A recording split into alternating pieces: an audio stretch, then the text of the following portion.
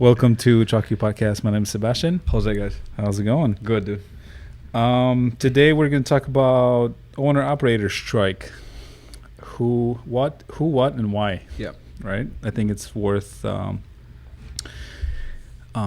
about for a little bit, and I think since we're experts in opinion, we can come up with some good ideas. And but all jokes aside, I think trying to maybe look at it from different angles is gonna be helpful. And since I, as a trucking company, experience it every day, and I'm talking to my relationships, my brokers, what's happening, and I can maybe share some ideas and point of views. Right. But what do we got as far as any shop update? What do we have that was crazy that happened in the shop? Remember? What do we have? Oh, Monday we had a truck that was towed in over the weekend. A customer broke an axle shaft.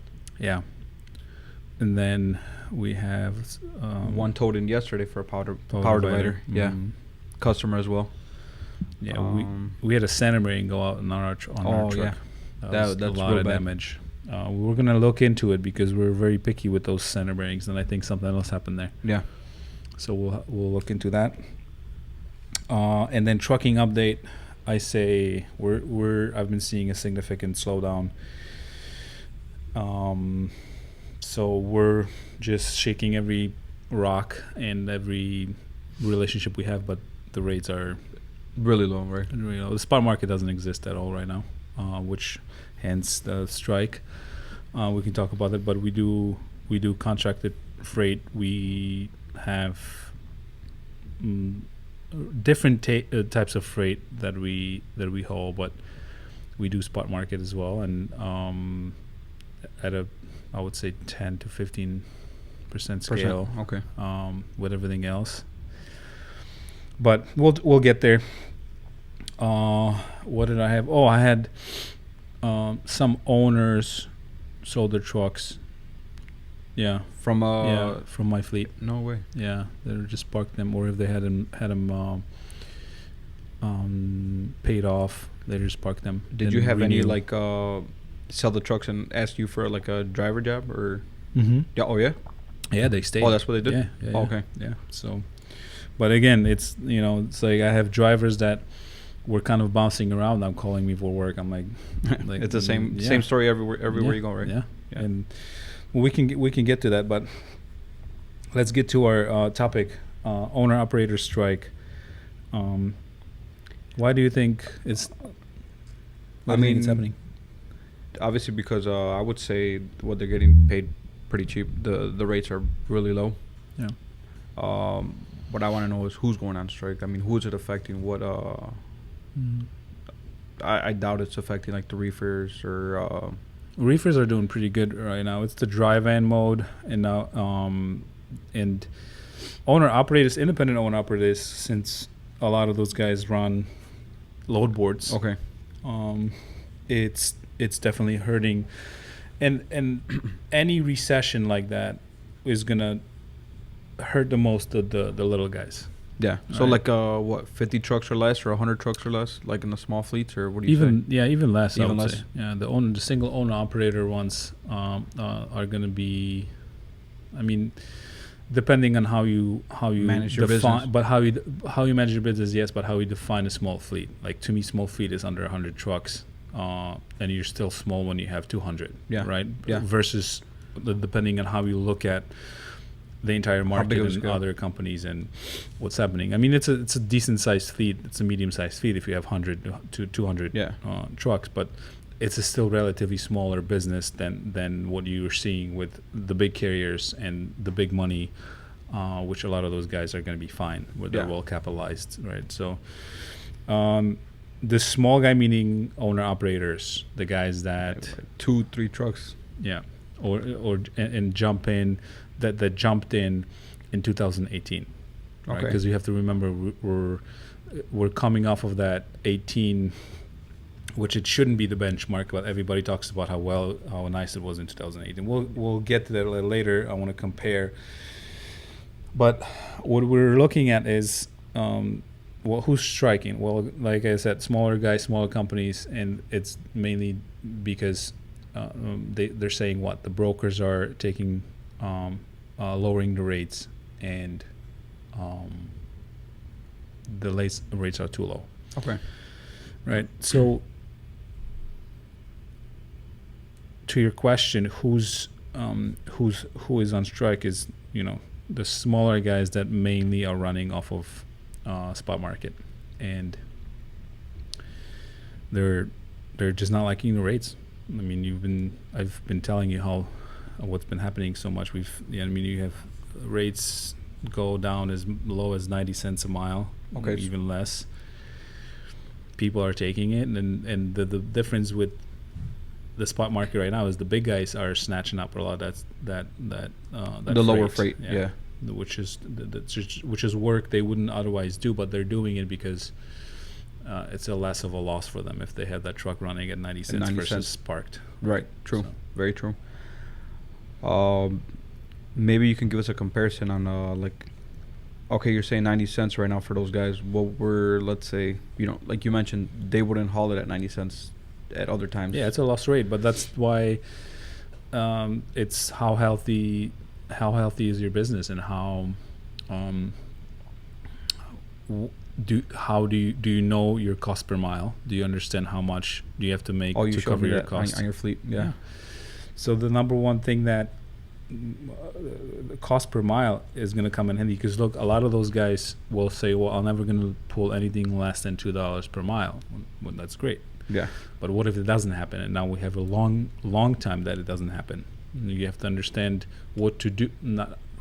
You have to know what to do, what actions to take to be able to operate, because you can still make money if you look at your business and the decisions that you've made. And it's true in my case as well. You're looking at, okay, well, this is a bad deal I did. This is something I can improve. This is where I can spend less, and try to plan for it and run as much as you can and do anything you can. Yeah. Because the number one thing I'm seeing within our small market here is that drivers are not very flexible. And if you're not flexible, you're not going to be able to make you're any holding money. to your reality that's been that obviously we have a completely new normal right now, right? Everything True. is shutting down. But if you're holding on to it and you're not flexible, you're not able to pivot, then it's going to be that much harder for you to do, right? Because there was plenty, like, look at the March freight that spiked. There was plenty, like, nobody was complaining making too much. Yeah. That wasn't going to last, and everybody should understand that. Yeah. And the reason, the way the flow of that up and downs, which right now we're 10% below year over year from 2019, which 2019 was already crappy. It was bad. It was bad. Yeah. So you have to now understand you're in a free market economy, and that's supply and demand, right? Meaning, when you're looking at the rates, what they're doing, it's reflecting what the market wants and what the market is doing. When we had that whiplash effect of March, rates going up in different segments, because it didn't go to intermodal, right? Like it was a little shorter freight. It was more majority was drive-in. And now you're seeing that in reefer, because we're upon a spring and a produce season, and that's not affecting reefer at all. But if you're capable of pivoting and capable of, I'm going to find a trailer, and it's going to be expensive, and then you can hop in and capitalize on that a little bit, right? So that ability to pivot and understand what's happening helps, but at the same time, I always say that's something that you have to plan for, even if there's no recession, even if the times are really regardless if it's good, always have that. Always have a plan B. Yeah. So, who's guys that are in trouble, and a lot of guys are in trouble. Yeah. I mean, and you can make money on that. It's hard, and it's only gonna get worse. And I think, who knows how long it's gonna last. I was gonna ask you that too. Yeah. And we'll talk about that later. And I think what they're trying to, because okay, so the structure for our topic today is who, what, and why. So what is they're trying to have some kind of a control over brokers. So the brokers, so they're disagreeing with the way brokers are. They think handling carriers or owner operators, right? Meaning lowballing the rates. Well, but that's not necessarily the case, because the brokers are also not only they have competition, but they're not how should I say this, protected from the market needs, what the market needs, what the market's doing. Right. The shipper is going to lower the rate on them significantly as well. If somebody, let's say, are there unethical brokers? Of course. And are there also unethical truck drivers for and sure. shops, Yeah. right? Yeah. It goes across the board. But what the base concept here is supply and demand. Right? There's too many trucks right now for let's stick to that drive-in mode. There's too many trucks on the market versus what actually the market needs to move around. All right, and the contracted trade's not getting nothing, right? No, they're getting. They are, but the contracted freight is you're looking at rejections. There's nothing being rejected. Everything goes in. So the way it works is when contracted freight, whereas when you have a lot of work for, let's say, a carrier in let's say broker comes in and they have a volume of freight coming in, the contracted carrier is going to get that freight, and then the access is going to go to spot market. Okay. Right? So contracted freight is also it's getting work. Obviously there's a lot less work right now, a lot less volumes, but that's why you're seeing big carriers on spot market and pulling that freight and taking anything they can, which I mentioned before. But what the problem is, what they're trying to achieve is, well, how about you regulate brokers? Well, regulation in general is not good. Yeah. And you don't want to regulate a free economy and free market, because it's gonna backfire on you, and there's just no way to do it not only fairly, but it should be based on what the market wants, and that's a free market economy. And if you want more regulations, it's just going to complicate, and it's going to do more damage on the long run. Yeah. You can't. I mean, you cannot regulate a broker. It's up to you. If you want to haul that freight for the price. Yeah. And you have to know your expenses. You have to understand how you're operating, and it's your responsibility to take that freight or not. And are there going to be guys that will take less? Of course. Yeah. That's how anybody can be in business, and that's how it should be.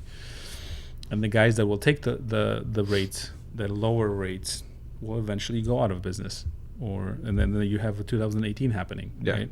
Or you have another dip we had was 2016, but then prior to that, 15 was okay. So it's up and down, and you have to. It's a cyclical market. We're in a cyclical market. It's going to happen. Yeah. But you have to always prepare for that. Always got to be prepared for it. Yeah. You might have 2 good years, and got to be prepared for the next year. You never know what you're gonna gets gonna. Yeah, got a lot of those owners that planned for it and are in business for a long time. They're not on strike. Yeah. They park their rigs and they've been driving for so many years that they understand it's going to happen. Yeah. So the only thing is just controlling the cost, and some of my owners, very smart guys, didn't renew their plates, didn't renew their fixed costs, expenses that they had. We do a lot for them, but they just were like, you know what, I'm not going to do it. I'm just going to hop in your truck, or just going to be a driver for a little bit to have that blow over. And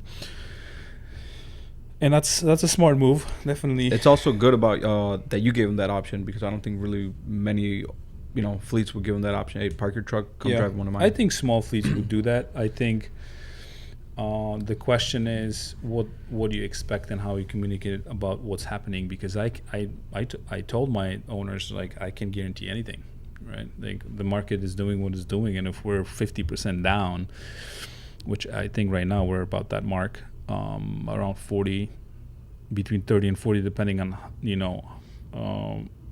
what we have coming in and what we kind of fight for. But not only the rates are a lot less, the drivers have to understand you know, like I can't I can't be now having them run and the guys that have been with me for a long time sit. Yeah, right? Like no. there needs to be a balance that you need to make it work. Rotation with your guys, with right? with everybody, and because I mean a lot of guys that I have, they just don't want to be owners, and they you know, that's something that they're not happy interested being as in. a driver. Yeah. And they're committed. They've been with us for a long time, and why now? You know, why would you do that? Well, you have to look at different. You have to look at the entire market, and the market shrunk because everything stopped. Right. And is it going to come back? Yeah. And how long is it going to last? We'll see. But that's maybe in another podcast. We can talk about rates and the comeback, because that'll be very interesting. So, so who obviously, you know, owner operators and small fleets, and what they're striking about is low rates and the Low brokers rates, yeah. being regulated, you know, and why obviously they're not making money and it's putting them at risk. Yeah, but I mean, you've seen you see what's happening with the entire economy. Like a lot of small businesses will not come back from that. A lot. Restaurants especially. Yeah, I've seen a lot of restaurants issues. on like Facebook pages. They're like out of business after like 20 years, dude. And they're not gonna. But why do you think that's happening though? But you can apply a 1-to-1 to trucking, because it's going to be the same thing. Actually, I just read 2 trucking companies, total of 60 trucks. They both had about 30 went out of business in Texas and in Arkansas, I think. And they, like, yeah, a lot of trucking companies will not come back from this. Why do you think? Poor management in the financial. That's, I would say that's number one right there. Or being too much in debt. Taking too much. Mm-hmm. Just management in general. Management, I wouldn't, poor management, what I could tell you is, from a business standpoint, you might be managing your business good, but the market would still eat you up. Yeah. Because let's like think. I'm not even applying it to a trucking company, because that's what I can speak about. But I'm talking about in general, a small business. What are the circumstances that it will not come back from? That is, and I've been hearing that a lot in trucking, and especially small companies and owners, that they haven't taken advantage of the disaster loans or the PPP loans. PPP. Right. And that's the number one thing that I'm like, well, and every time I ask that question, like, why didn't you try to get it or apply for it, or well, because I have to pay it back, or just finding excuses. Because let's be honest, it takes a little bit of time to get the loan, right? To get the loan, and get the documentation prepped and send in, and depending on laziness. The laziness is too, but also like a lot of times when you have things that you need to do, you're overwhelmed. You're just like, oh my god, like how am I gonna get through this? Yeah, you know, like you're thinking about the paperwork and the stack of forms that you have to fill out. We already don't like paperwork. Yeah, but I just talk to my, you know, that's I talk about network. Like, I mean, you as an owner, hopefully you have an office that helps you out. Yeah. You have a CPA that knows what he's doing, and then you just hop on a call and like, hey, let's strategize. I have a really good bank, but I have a small bank. I intentionally do not deal with big. I just shouldn't say intentionally. I'm aware of what big banks versus small banks can do. I like that relationship with the smaller banks, and I love my bank. Also, I would never think I would say that, but that's something that, you know, it's a decision that you really don't think about when everything is fine. Yeah. Because right? Think when you're a restaurant, like, oh, Chase, everything is online, everything is easy, and all of a sudden you're not getting your PPP loan because they're so backed up with applications and the customers that they can process it. You know? Right. Yeah. So So definitely, it sucks for small companies and small businesses and trucking companies and own operators, man. It's tough. But especially for guys like, you know, new drivers that were like, oh, I'm going to give it the owner op a try. 2020, let's see what. It's hard. yeah, whoever jumped in. Yeah, I don't think a lot of, and I've been talking to some guys that are buying trucks, and great, that's fine, because that now is the time to buy trucks. You've seen the prices. Yeah.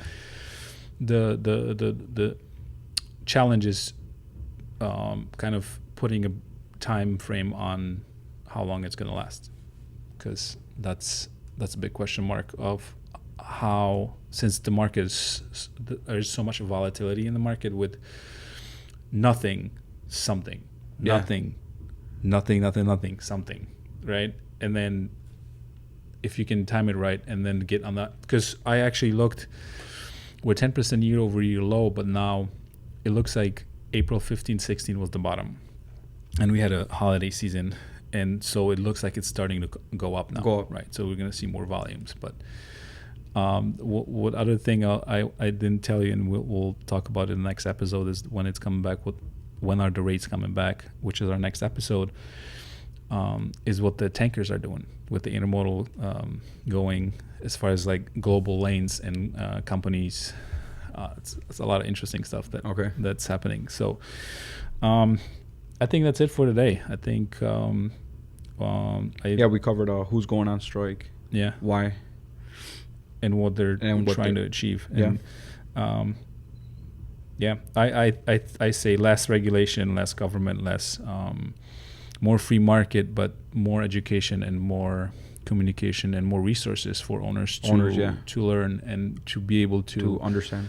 To help each other out, and just better communities too. I mean, if you end up in a community that, and I'm in a lot of groups trying to just kind of get all the information I can, but a lot of are just very negative all the time, right? And then just keep feeding that everybody and if you find a group that supports each other and helps each other, that's what I like. That's when good things start to happen, because then you can share resources, you can share network and contacts, and and you can survive stuff like that. And I think owner-operators are very committed and hardworking guys that need, and girls that need, that it would benefit in having a good social like a network and a group support place. That's why fuck you.